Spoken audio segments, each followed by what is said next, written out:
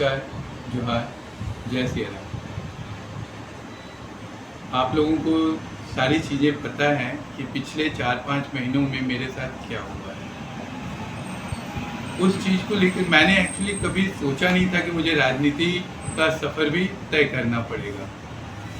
एक राजनीतिक पार्टी से मेरा कहीं ना कहीं संबंध रहा है पुराना, लेकिन जब मैं ज़िले में आया, जब मैं अपनी सेवाएं सदन में दे रहा था, तो मेरे साथ कुछ चीज़ें घटित हुई, जिसको लेकर के मैं ज़िले के सारे जो सर्वोच्च पदाधिकारी हैं, चाहे वो शासन से हो या प्रशासन से हो, मैं उनके पास गया, लेकिन मेरी समस्या का किसी ने समाधान नहीं निकाला। जब समाधान नहीं निकला 2 महीने तक, मैं बहुत ही परेशान रहा। तो मुझे एक चीज़ समझ में आई कि अगर इस समस्या का समाधान निकालना है तो मुझे कहीं ना कहीं इनसे ऊपर जाना पड़ेगा। तब मुझे लग रहा था कि एक ऐसा पोजीशन है जहाँ पर जा कर के मैं, हो सकता है ज़िले में सफ़र हो रहे हैं मेरे जैसे और भी नौजवान होंगे, और भी लोग होंगे, उनकी समस्या का भी समाधान कर सकूं। इसलिए मैंने निर्णय लिया कि आने वाले 2024 के विधानसभा में मैं भी एमएलए के चुनाव के लिए अपना भागीदारी निभाऊं, और मैं इसके लिए जनता के बीच जा रहा हूं। किस पार्टी से आप? मैं एक्चुअली, आपने पार्टी का नाम पूछा है, तो मेरी पूरी की पूरी कोशिश है कि मैं, क्योंकि नरेंद्र मोदी जी के नेतृत्व में मैं 2012 से 2024 तक काम किया है।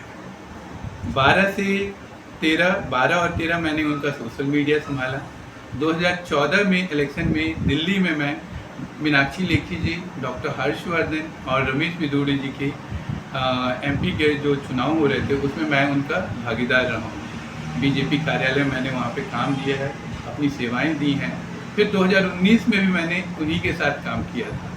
फिर 24 में मैं जब यहाँ वापस आया तो पार्टी से थोड़ा सा अलग था, लेकिन मैंने फिर भी, क्योंकि हम लोग को कहा जाता है कि नरेंद्र मोदी जी के अंध भक्त हैं, तो मैं उसको तमगे की तरह से लेता हूँ, और प्राउड अंध भक्त की तरह मैं उनके लिए 2024 में भी सोशल मीडिया में अपनी तरफ से पूरी कोशिश किया। जबकि हवा यहाँ पे बहुत ही विरुद्ध में चल रही थी, लेकिन हमारी पुरजोर कोशिश रही है कि इस बार भी मोदी जी यहाँ से चुनाव जीते, और प्रचंड बहुमत से मैडम यहाँ से जीती है।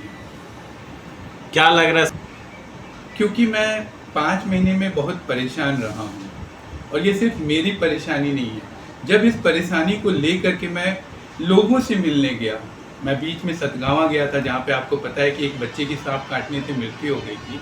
उसी घर में मैंने माँ की कोख खाली होते हुए दोबारा देखा। 2023 में भी उसके घर में एक बेटा मर गया, वो भी स्वास्थ्य व्यवस्था खराब होने के कारण मरा। मैं उसी जगह अपने ज़िले में डोमचांच प्रखंड में मैं जब सफ़ी जैसे एरिया में जाता हूँ, वहाँ पे यातायात का कोई साधन नहीं है, रोड नहीं है, पानी नहीं है, बिजली नहीं है, रोजगार नहीं है। जब मैं इन जगहों पे गया, मैंने लोगों को देखा कि आज भी 75 साल हम लोग अमृत दिवस मना चुके हैं, उसके बावजूद भी हमारे यहाँ आज चुनाव किस मुद्दे पे हो रहे हैं? सड़क, बिजली, पानी, रोजगार, शिक्षा की बात हो रही है। लेकिन यहाँ पे जब भी मैं लोगों से मिला, लोगों ने एक ही बात मुझे बोला, आज तक सर यहाँ पे कोई हमसे पूछने नहीं आया है। 10 वर्षों में आप पहली बार आए हैं और आप हमारी समस्या सुनने आए हैं। तो मुझे लगा कहीं ना कहीं मुझे अपनी भागीदारी देनी है।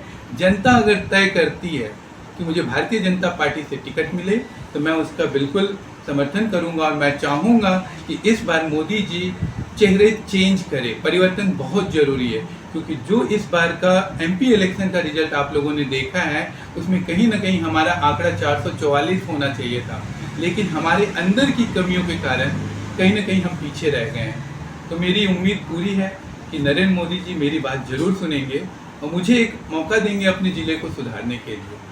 आने वाले विधानसभा चुनाव सर, यहाँ पे अभी मुख्य चुनावी मुद्दे तो आज बेसिक चीज़ें हैं। चुनावी मुद्दे में मुझे पता चल रहा है कि यहाँ नाली नहीं बने हैं, सड़क नहीं बना है, पीने का पानी नहीं है। नीमाडी जैसे जगह पे मैं जाता हूँ, 2 दिन पहले मैं गया था वहाँ पे, तो निचले नीमाडी में कहीं चापाकल तक नहीं गलवाया गया है। वहीं ऊपरी तल में जब था तो वहाँ पे एक ही घर पे 2-2 चापाकल गलवाया गया है। अब इसका तो ये जांच का विषय है कि एक ही घर में 2-2 क्यों पास में क्यों है। और 2 दिन बाद मैंने जब वहाँ पे देखा, 2 दिन बाद वो जो जल मीनार था वो गिर गया। आप जो पूछ रहे हैं सर, मैं उसमें एक चीज़ बता सकता हूँ कि भ्रष्टाचार यहाँ पे लिप्त है। मुझे लगता है झारखंड का जो कोडरमा जिला है ये भ्रष्टाचारियों की वजह से सबसे पिछड़ा हुआ है। तो मेरी लड़ाई तो भ्रष्टाचारियों के खिलाफ होगी। सड़क, पानी, बिजली, रोजगार में मैं बोल सकता हूँ कि भारत में अगर झारखंड की बात करें तो हमारे पास खनिज संपदा भरी पड़ी है। जिस कोडरमा को अमृत नगरी बोला करते थे, हमारे दादाजी यहाँ पे माइंस में काम किया करते थे, मेरे पिताजी मिटको में काम किया करते थे। उस समय मिटको में खूब पैसा हुआ करता था, लेकिन जब से झारखंड में कोडरमा बना और झारखंड राज्य की स्थापना हुई, उसके बाद सारा का सारा ठप हो गया। जिस चीज़ को ड्राफ्ट कमेटी को करना था माइनिंग को लेकर के, उस पर आज तक किसी ने बात नहीं की। 2019 का आई थिंक एक लेटर है जिसमें कि ढिबरा पे रोक नहीं लगना था, उसके बावजूद भी ढिबरा जैसी चीज़ों पे रोक लग रहा है। यानी कि जो बेसिक चीज़ें हैं, मूलभूत हैं, ढिबरा है, पत्थर है, वो भी रोजगार का साधन हुआ करता था हमारे यहाँ, वो भी खत्म है। तो मेरी लड़ाई आज सबके रोजगार के लिए रहेगी, चाहे वो पत्थर से हो, जल से हो, बिजली से हो, किसी भी तरह की समस्या हो। जनता की सारी समस्या मैं सुनने के लिए तैयार हूँ और मैं रिक्वेस्ट करता हूँ जनता से कि इस बार वोट आप असली मुद्दों पे दे, जातिगत आधार पे नहीं जाएं, किसी नोट पे आधार पे नहीं जाएं, क्योंकि यहाँ पे बहुत ही लुभावने सपने आपको दिखाएंगे, लेकिन वो आपके अपने कभी नहीं बन सकते हैं। जय हिंद।